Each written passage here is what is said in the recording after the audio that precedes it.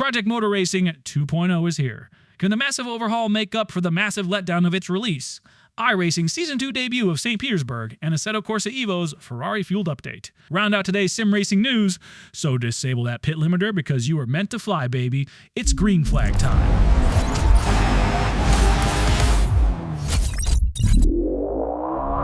Now, put down the wheel and pay attention, because the sim racing world just hit the nitrous button. We're starting with the heavy hitter. Straight4 Studios, not to be confused with the toxic Straight4 you let ruin your life, has finally dropped Update 2.0 for Project Motor Racing, and it's basically a sorry for the launch gift wrapped in code.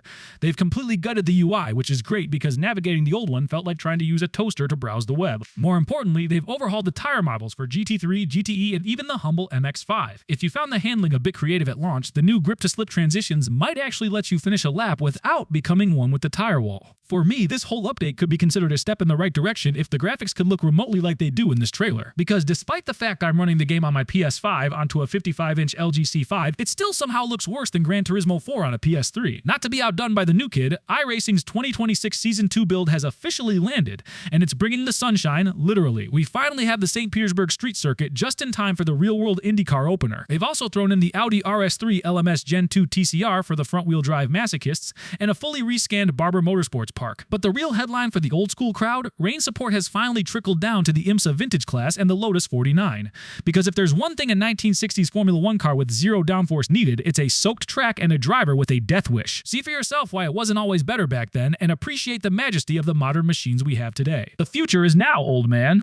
Over in the world of Assetto Corsa EVO, Kunos is busy proving that early access isn't just a label, it's a lifestyle. The version 0.6 update was just detailed, and it's a love letter to Maranello. We're getting the Ferrari 288 GTO, the first of the big six supercars, alongside the 296 GT3 and the Sebring International Raceway. They've also confirmed the Ford Mustang GT3 is joining the party. It seems Kunos is determined to make sure your $1,000 500GB hard drive is at least 40% Ferrari by the end of the year. Meanwhile, the Eiffel free roam mode is still the carrot on the stick, promising an accurate representation of German country roads. Do those same country roads also take you home, or is that just in West Virginia? Let me know after you try it out. If you're an Xbox fan, I hope you like festivals, because Forza Motorsport is officially entering maintenance mode. Turn 10 has shifted the bulk of their team over to Forza Horizon 6, which is reportedly set in Japan and looks absolutely stunning. They've teased 540-degree steering animations and the ability to paint on windows, which is a huge win for the creators who want to block their own vision with initial D stickers. Unfortunately, this means Motorsport won't see any major features or new tracks in 2026. It's essentially the retirement home for racing sims. Comfortable, familiar, but nothing new is happening. In the case of Motorsport, however, was it ever really that good, or was it a constant blueballing of how great it could have been? On the hardware side, Simucube is making everyone's wallet sweat with the rollout of Simucube3,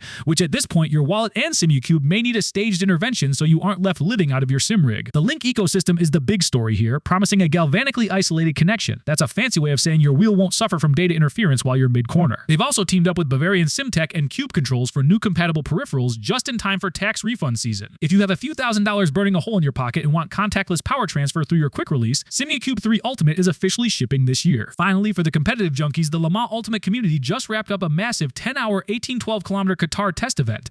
Despite the usual early access jitters, they managed to host over 11,000 drivers across 31 splits without the servers melting like the Grindr app during a Republican convention. It's a promising sign for the upcoming 24 Hours of Le Mans event. Just remember to hydrate and maybe explain to your family why you won't be speaking to them for an entire weekend. So, what are your thoughts? Share them below and share this video with another racer. And for Senna's sake, check your blind spot before you dive into that corner. See you on track.